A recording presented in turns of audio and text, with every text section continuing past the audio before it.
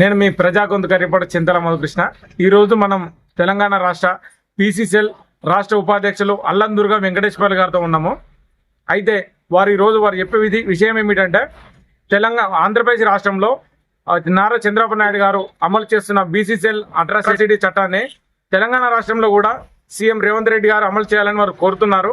మరి ఆ చట్టం ద్వారా బీసీలకు ఎలాంటి న్యాయం జరుగుతుందనే విషయము, అక్కడ దాని ద్వారా ఎలాంటి వర్గం మన బీసీ వర్గానికి ఏ విధంగా న్యాయం జరుగుతున్న విషయాన్ని వారి మాటలలో అడిగి తెలుసుకుందాం. నమస్కారం, నా పేరు అల్లాదుర్గం వెంకటేశ్వర్లు, తెలంగాణ రాష్ట్ర బీసీసీఎల్ ఉపాధ్యక్షుడు, తెలుగుదేశం పార్టీ.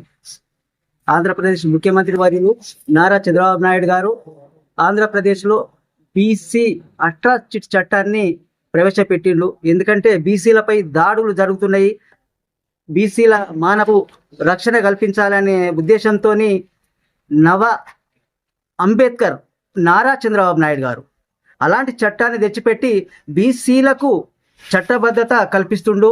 అదే ఎస్సీలకు ఎలాంటి చట్టబద్ధత ఉన్నదో బీసీలకు కూడా చెయ్యాలన్న ఉద్దేశంతో నారా చంద్రబాబు నాయుడు గారు ప్రవేశపెట్టడం జరిగింది. అందుకోసం చరిత్రలో నిలిచిపోతాడు నవ అంబేద్కర్ నారా చంద్రబాబు నాయుడు గారి అంటున్నాము.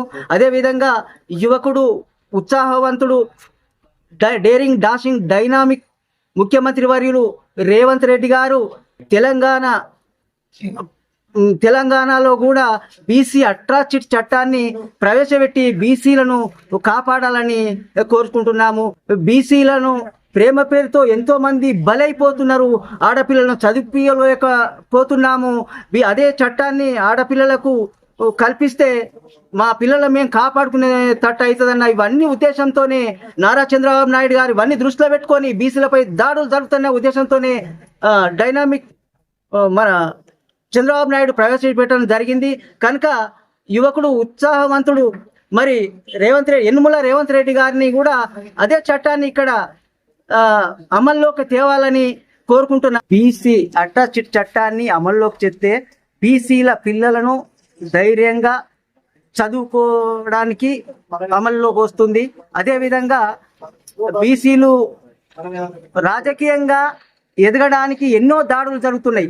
మామూలుగా ఎదిగిన ఉంటే కొన్ని దాడులు జరుగుతున్నాయి. దాన్ని కూడా చట్టం ఉంటే దాని చట్టభద్రత ఉంటే వాళ్ళకి ధైర్యం వస్తుంది, ఇంకా బీసీలు కూడా ముందుకొస్తారు.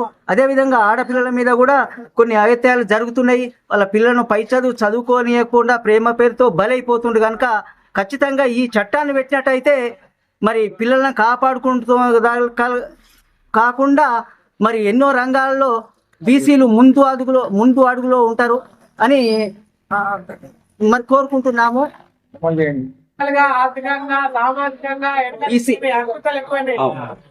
బీసీల పైన అకృత్యాలు, అరాచకాలు ఎక్కువైనాయి కనుక బీసీ అట్రాసిటీ చట్టాన్ని తెలంగాణ ప్రభుత్వం యనుమల రేవంత్ రెడ్డి గారు ప్రవేశపెడితే బీసీలను ముందు వరుసలో నడిపించిన వారు అవుతారు కనుక వారికి మనస్ఫూర్తిగా కోరుకుంటున్నాము.